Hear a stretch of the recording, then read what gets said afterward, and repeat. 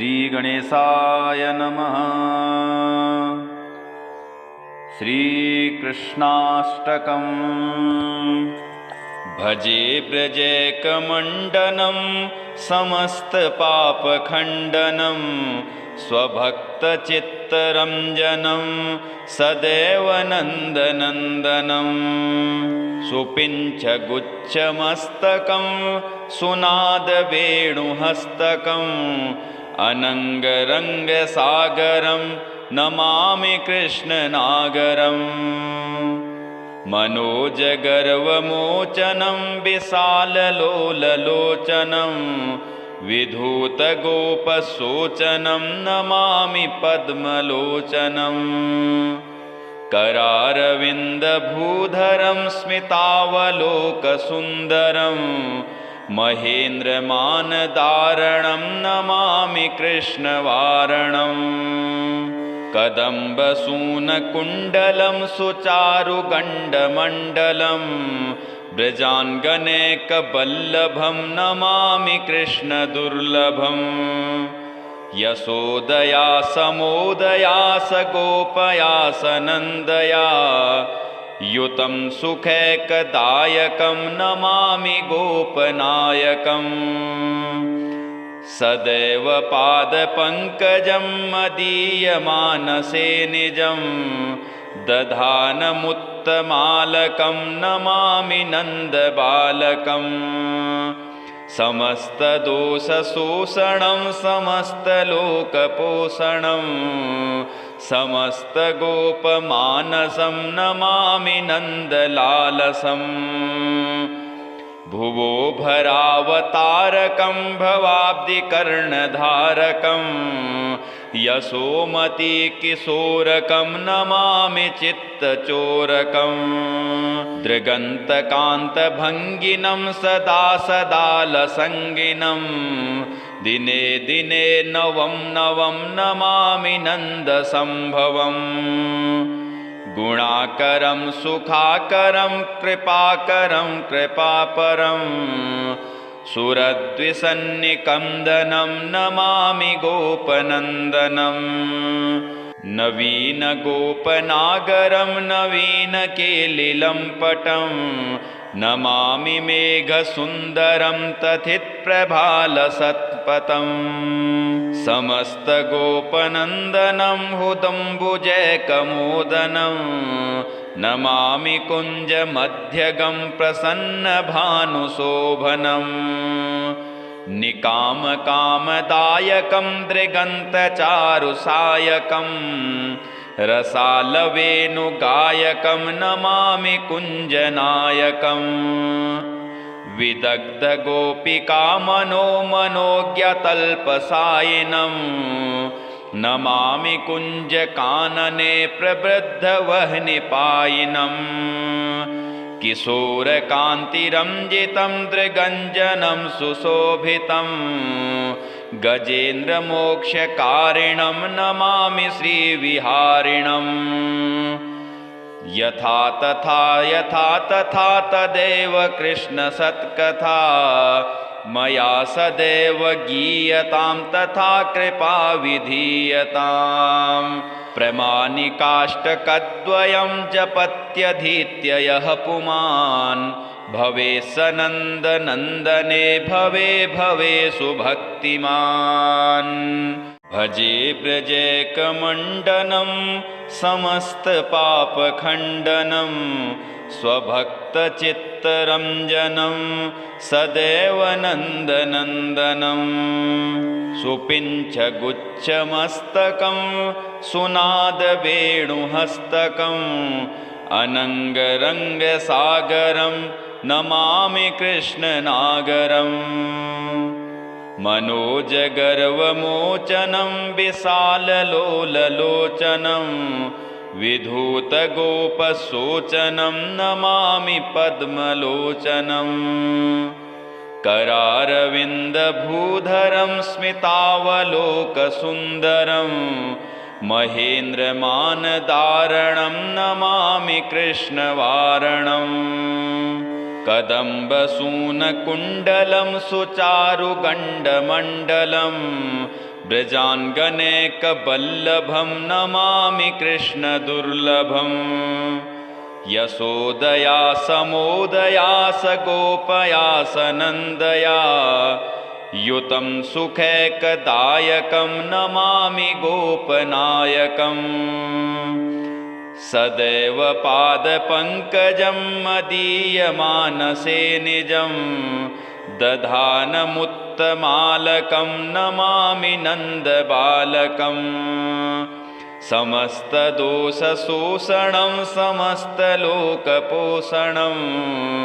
समस्तगोपमानसं नमामि नन्दलालसम् भुवो भरावतारकं भवाब्धिकर्णधारकं यशोमतिकिशोरकं नमामि चित्तचोरकं दृगन्तकान्तभङ्गिनं सदा सदालसङ्गिनं दिने दिने नवं नवं नमामि नन्दसम्भवम् गुणाकरं सुखाकरं कृपाकरं कृपापरं सुरद्विसन्निकन्दनं नमामि गोपनन्दनं नवीनगोपनागरं नवीनकेलिलम्पटं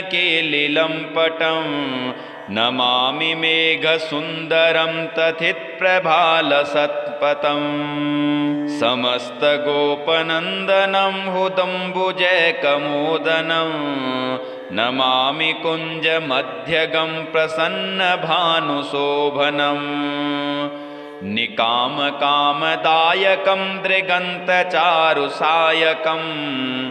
रसालवेणुगायकं नमामि कुञ्जनायकम् विदग्धगोपिकामनोज्ञतल्पसायिनं नमामि कुञ्जकानने प्रवृद्धवह्निपायिनम् किशोरकान्तिरञ्जितं दृगञ्जनं सुशोभितं गजेन्द्रमोक्षकारिणं नमामि श्रीविहारिणम् यथा तथा तदेव कृष्णसत्कथा मया सदैव गीयतां तथा कृपा विधीयताम् प्रमाणिकाष्टकद्वयं जपत्यधीत्य यः पुमान् भवे सनन्दनन्दने भवे भवे सुभक्तिमान् भजे ब्रजैकमण्डनं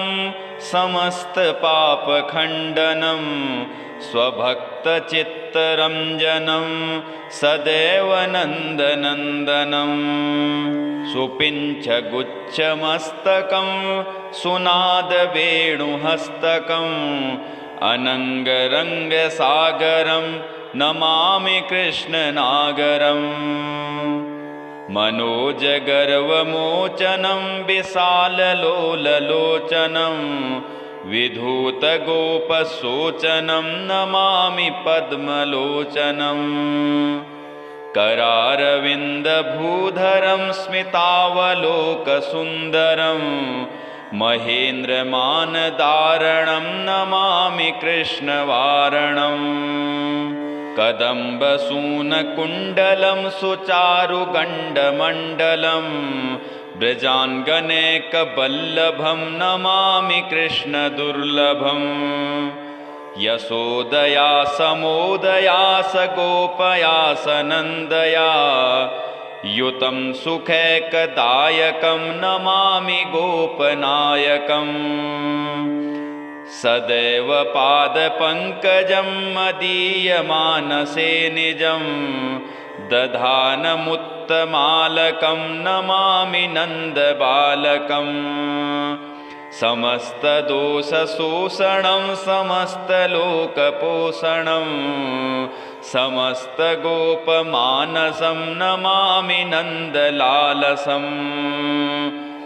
भुवो भरावतारकं भवाब्धिकर्णधारकं यशोमतिकिशोरकं नमामि चित्तचोरकं दृगन्तकान्तभङ्गिनं सदा सदालसङ्गिनं दिने दिने नवं नवं नमामि नन्दसम्भवम् गुणाकरं सुखाकरं कृपाकरं कृपापरं सुरद्विसन्निकन्दनं नमामि गोपनन्दनम् नवीनगोपनागरं नवीनकेलिलम्पटं नमामि मेघसुन्दरं तथित्प्रभालसत्पथम् समस्तगोपनन्दनं हुदम्बुजैकमोदनं नमामि कुञ्जमध्यगं प्रसन्नभानुशोभनम् निकामकामदायकं दृगन्तचारुसायकं रसालवेणुगायकं नमामि कुञ्जनायकम् विदग्धगोपिकामनोज्ञतल्पसायिनं नमामि कुञ्जकानने प्रवृद्धवह्निपायिनम् किशोरकान्तिरञ्जितं दृगञ्जनं सुशोभितं गजेन्द्रमोक्षकारिणं नमामि श्रीविहारिणम् यथा तथा तदेव कृष्णसत्कथा मया सदैव गीयतां तथा कृपा विधीयताम् प्रमाणिकाष्टकद्वयं जपत्यधीत्य यः पुमान् भवे सनन्दनन्दने भवे भवे सुभक्तिमान् भजे ब्रजैकमण्डनं समस्तपापखण्डनं स्वभक्तचित्तरञ्जनं सदैव नन्दनन्दनं सुपिञ्चगुच्छमस्तकं सुनादवेणुहस्तकम् अनङ्गरङ्गसागरं नमामि कृष्णनागरम् मनोजगर्वमोचनं विशाललोललोचनं विधूतगोपशोचनं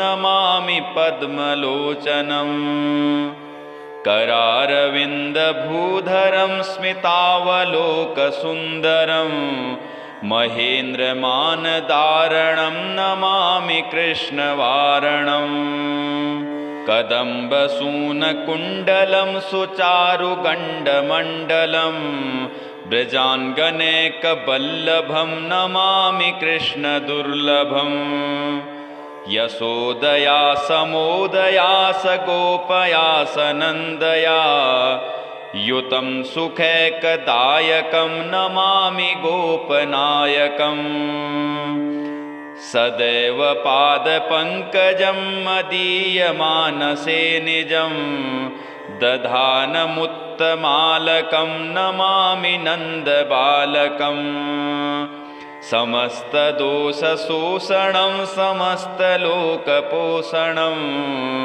समस्तगोपमानसं नमामि नन्दलालसम् भुवो भरावतारकं भवाब्धिकर्णधारकं यशोमतिकिशोरकं नमामि चित्तचोरकं दृगन्तकान्तभङ्गिनं सदा सदालसङ्गिनं दिने दिने नवं नवं नमामि नन्दसम्भवम् गुणाकरं सुखाकरं कृपाकरं कृपापरं सुरद्विसन्निकन्दनं नमामि गोपनन्दनम् नवीनगोपनागरं नवीनकेलिलम्पटं नमामि मेघसुन्दरं तथित्प्रभालसत्पथम् समस्तगोपनन्दनं हुदम्बुजैकमोदनं नमामि कुञ्जमध्यगं प्रसन्नभानुशोभनम् निकामकामदायकं दृगन्तचारुसायकं रसालवेणुगायकं नमामि कुञ्जनायकम् विदग्धगोपिकामनोज्ञतल्पसायिनं नमामि कुञ्जकानने प्रवृद्धवह्निपायिनम् किशोरकान्तिरञ्जितं दृगञ्जनं सुशोभितं गजेन्द्रमोक्षकारिणं नमामि श्रीविहारिणम् यथा तथा तदेव कृष्णसत्कथा मया सदैव गीयतां तथा कृपा विधीयताम् प्रमाणिकाष्टकद्वयं जपत्यधीत्य यः पुमान् भवे सनन्दनन्दने भवे भवे सुभक्तिमान् भजे ब्रजैकमण्डनं समस्तपापखण्डनं स्वभक्तचित्तरञ्जनं सदैव नन्दनन्दनं सुपिञ्छगुच्छमस्तकं सुनादवेणुहस्तकम् अनङ्गरङ्गसागरं नमामि कृष्णनागरम् मनोजगर्वमोचनं विशाललोललोचनं विधूतगोपशोचनं नमामि पद्मलोचनम् करारविन्दभूधरं स्मितावलोकसुन्दरं महेन्द्रमानदारणं नमामि कृष्णवारणम् कदम्बसूनकुण्डलं सुचारुगण्डमण्डलं ब्रजाङ्गनेकवल्लभं नमामि कृष्णदुर्लभम् यशोदया समोदया सगोपया सनन्दया युतं सुखैकदायकं नमामि गोपनायकम् सदैव पादपङ्कजं मदीयमानसे निजं दधानमुत्तमालकं नमामि नन्दबालकम् समस्तदोषशोषणं समस्तलोकपोषणं समस्तगोपमानसं नमामि नन्दलालसम् भुवो भरावतारकं भवाब्धिकर्णधारकं यशोमतिकिशोरकं नमामि चित्तचोरकम् दृगन्तकान्तभङ्गिनं सदा सदालसङ्गिनं दिने दिने नवं नवं नमामि नन्दसम्भवम् गुणाकरं सुखाकरं कृपाकरं कृपापरं सुरद्विसन्निकन्दनं नमामि गोपनन्दनम् नवीनगोपनागरं नवीनकेलिलम्पटं नमामि मेघसुन्दरं तथित्प्रभालसत्पथम् समस्तगोपनन्दनं हुदम्बुजैकमोदनं नमामि कुञ्जमध्यगं प्रसन्नभानुशोभनम् निकामकामदायकं दृगन्तचारुसायकं रसालवेणुगायकं नमामि कुञ्जनायकम् विदग्धगोपिकामनोज्ञतल्पसायिनं नमामि कुञ्जकानने प्रवृद्धवह्निपायिनम् किशोरकान्तिरञ्जितं दृगञ्जनं सुशोभितं गजेन्द्रमोक्षकारिणं नमामि श्रीविहारिणम् यथा तथा तदेव कृष्णसत्कथा मया सदैव गीयतां तथा कृपा विधीयताम् प्रमाणिकाष्टकद्वयं जपत्यधीत्य यः पुमान् भवे सनन्दनन्दने भवे भवे सुभक्तिमान्।